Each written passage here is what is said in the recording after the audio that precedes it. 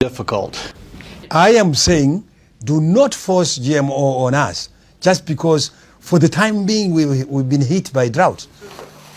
Mondia Sikatana is Zambia's Minister for Agriculture.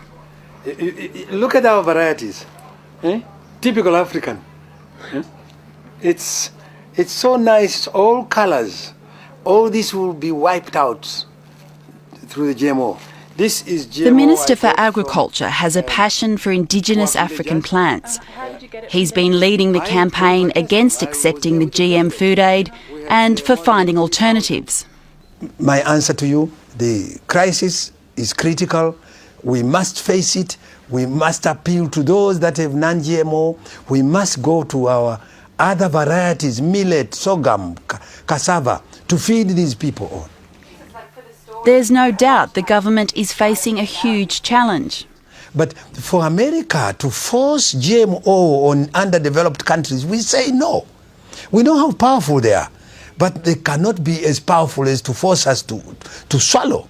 Not our pride, but food that we are suspecting will be dangerous to our bodies. The Zambian government says the World Food Programme, which brought the maize into the country, didn't tell it the maize was genetically modified. The government only found out after the maize had arrived. Ladies and gentlemen, in August, it called a public meeting to work out what to do.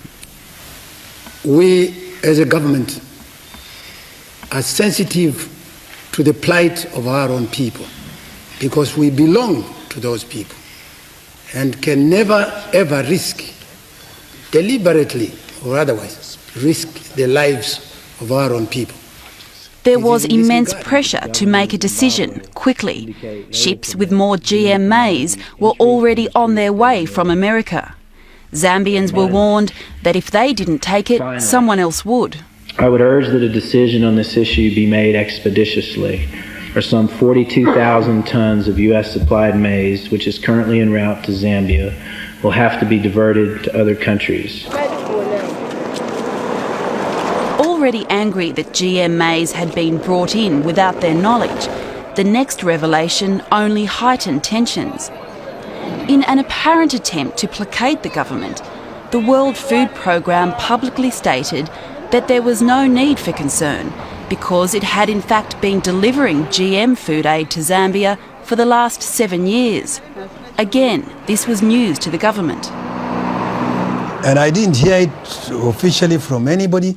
I just heard one official of the World Food Programme bragging around saying, after all these people, we've been feeding these people on GMO for the last 7 years. I was very angry about that.